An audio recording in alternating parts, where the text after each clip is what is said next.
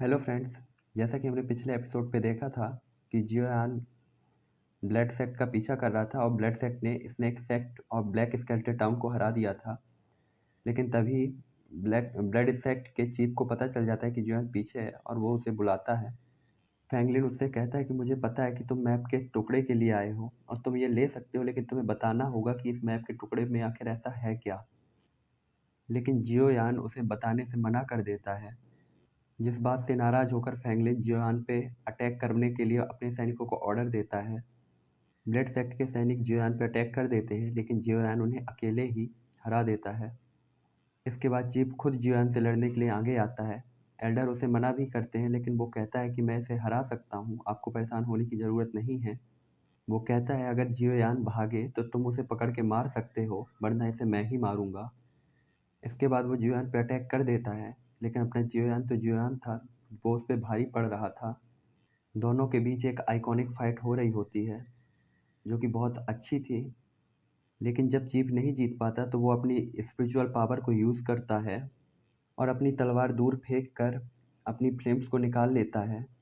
Elders भी ये देख के बहुत शौक थे कि चीफ के पास ऐसी भी पावर्स हैं। उसे ये नहीं पता था जो परंतु ग्रेट चीफ थे जो पैट्रियार्ट, उन्हें यंग चीफ से बहुत ज़्यादा उम्मीदें थी, इसलिए उन्होंने उसे सब कुछ सिखाया था।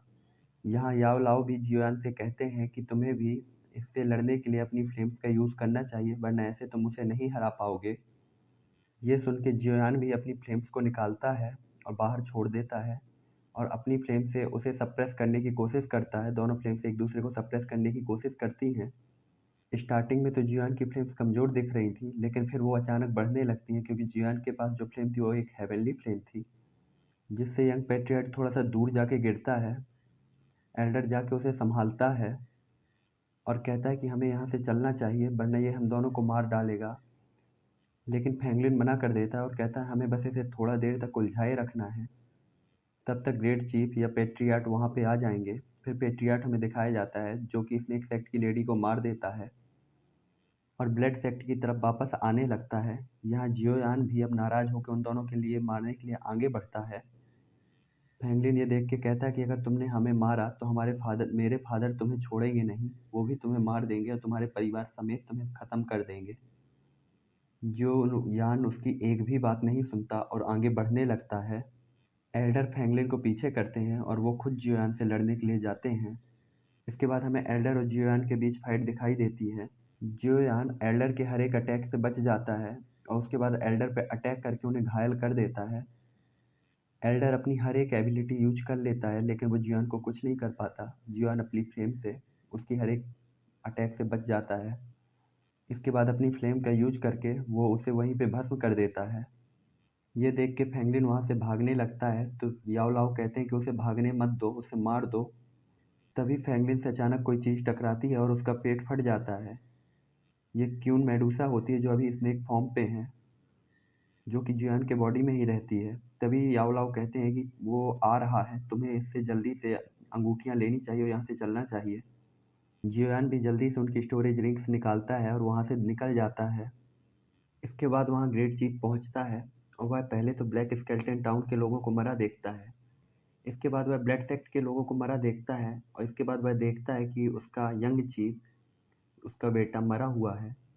उसे देखने के बाद वह काफ़ी नाराज़ होता है और अपनी पावर से देखता है कि आखिर यहाँ हुआ क्या था और सब पता लगा लेता है। इसके बाद वह कहता है कि तुम चाहे कोई भी हो, मैं तुम्हें नहीं छोड़ूंगा, तुम्हें अपने किए का हर्जाना भरना पड़ेगा। वहीं हमें जियोयान और मास्टर दिखाए जाते हैं जो कि शहर से बहुत दूर आ गए थे। जियोयान काफ़ी वीक हो चुका था लड़ाई के कारण और वो वहाँ रुकने के लिए एक जगह ढूंढता है। उसे एक गुफा दिखती है जहाँ वह आज रात रुकने का सोचता है और अपने मैप के टुकड़े को वो पुराने दो टुकड़ों के साथ मिला के देखता है। ये टुकड़े उसने 2-3 साल से रखे हुए थे, जो कि प्यूरीफाइंग लोटस फ्लेम के थे। इसके बाद जियोयान इन यांग पिल को निकालता है। तभी टीचर याओ लाओ जियोयान से कहते हैं कि तुम इस पिल को खा लो, क्योंकि इस पिल को तुम्हें अपने पास रखना सेफ नहीं होगा।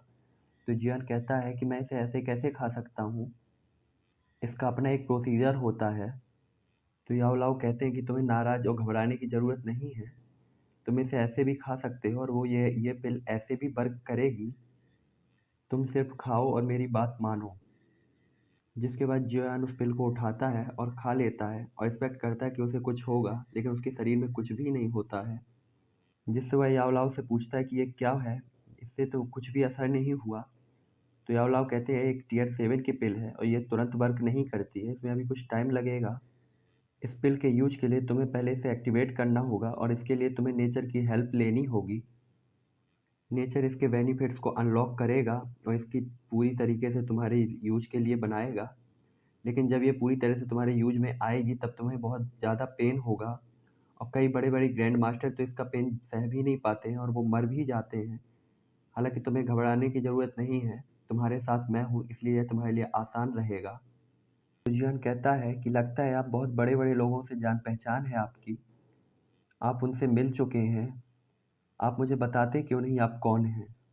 तो मास्टर कहते हैं कि तुम अभी मेरे बारे में मत जानो, मेरे बारे में जानना भी ज़रूरी नहीं है, मैं तुम्हें आगे सब कुछ बताऊंगा। फिर जियान कहता है तो क्या यह पिल मेरे लिए अभी कोई वर्क नहीं करेगी? तो मास्टर कहते हैं ऐसा नहीं है, इसे अगर तुमने थोड़ा भी ऑब्जर्व किया है तो तुम इसकी पावर को यूज कर पाओगे और एक ड्रैगन को बुला पाओगे जो कि एक बहुत तेज साउंड वेव जनरेट करेगा जो कि किसी को भी खतरनाक तरीके से झटका दे सकता है। इसके बाद उसे वे जियान को कल्टीवेशन करने के लिए कहते हैं और कहते हैं कि तुम इसे ऑब्जर्व करो, इसके बाद इसके ड्रैगन को तुम समन करो। जियान कल्टीवेशन पे बैठ जाता है और जैसा कि मास्टर ने कहा था वह वैसा करने लगता है। थोड़ी देर बाद जियान के शरीर से एक स्पिरिट ड्रैगन निकलता है जो कि एक बहुत तेज साउंड जनरेट करता है कि पूरी गुफा, आसपास का जंगल और हर एक चीज़ बहुत तेज से हिल जाती है। लेकिन इतनी बड़ी पावर को यूज यूज करने के बाद जियोयान भी बहुत ज़्यादा घायल हो थक जाता है और उससे भी प्रभावित होता है। तभी मास्टर कहते हैं कि तुमने इसे पावर को पा लिया है, लेकिन तुम्हें अभी इसका यूज नहीं करना चाहिए क्योंकि तुम अभी उतने स्ट्रांग नहीं हो। तभी जियोन कहता है मास्टर आप इस पिल से बहुत ज़्यादा फैमिलियर लगते हैं, आखिर इसका आपके साथ कनेक्शन क्या है? आपको पता है कि कैसे ड्रैगन स्पिरिट को क्रिएट करना है और कैसे इसे अब्जॉर्व करना है, कैसे यूज करना है? क्या आपका इससे कोई कनेक्शन है? थोड़ी देर बाद जियान समझ जाता है कि मास्टर ने ही इसे क्रिएट किया है और मास्टर ने ही इसे बनाया है। इसके बाद हमें गुफा के बाहर का सीन दिखाया जाता है जहाँ याओ लाओ जियान से कहते हैं कि इसे मैंने ही क्रिएट किया था, यह मेरी ही पावर है। मास्टर बताते हैं कि मेनलैंड के अंदर सिर्फ दो लोग इसे यूज कर सकते हैं, जिसमें पहला मैं हूँ और दूसरा मेरा ओल्ड स्टूडेंट है। जब वो छोटा था तो उसने अपने माँ बाप को खो दिया था, मैंने ही उसे पाला, मैंने उसे सब कुछ सिखाया। वो मेरा सबसे स्ट्रॉन्गेस्ट डिसाइबल था, उसके पास काफ़ी अच्छी अच्छी एबिलिटीज़ हैं। वो मैनलैंड का बेस्ट एल्केमिस्ट भी बन गया था, लेकिन आखिर में उसने मुझे धोखा दिया और जो मैं आज स्पिरिट हूँ ये उसी के कारण हूँ। ये सुन के जियान को बहुत गुस्सा आता है। तभी मास्टर कहते हैं कि ये मेरे लिए अच्छा है कि तुम मुझे मिल गए।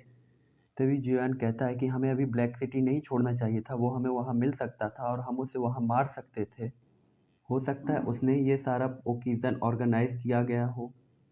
तो मास्टर कहते हैं कि वो अगर हमें मिल भी जाता तो तुम उसे नहीं मार सकते थे, वो बहुत पावरफुल है।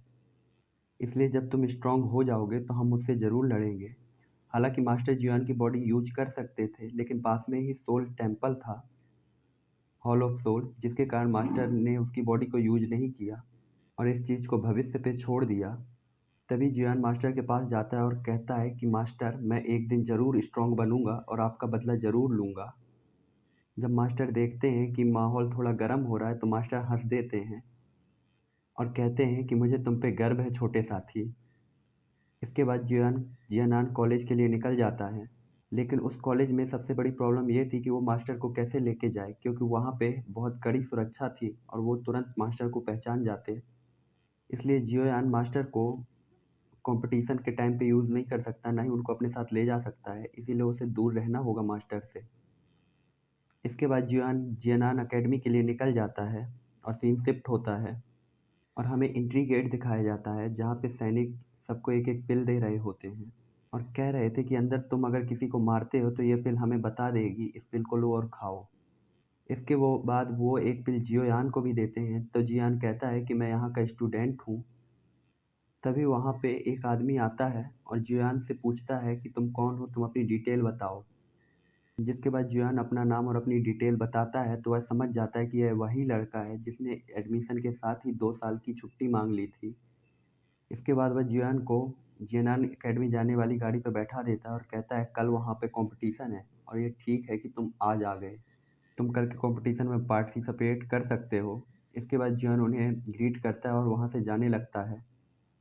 एकेडमी के अंदर कंपटीशन स्टार्ट हो गया था और जूनियर ने सभी को हरा दिया था, लेकिन वह उतनी ज़्यादा खुश नहीं थी क्योंकि वह जियोयान का इंतज़ार कर रही थी और जियोयान अभी तक नहीं आया था।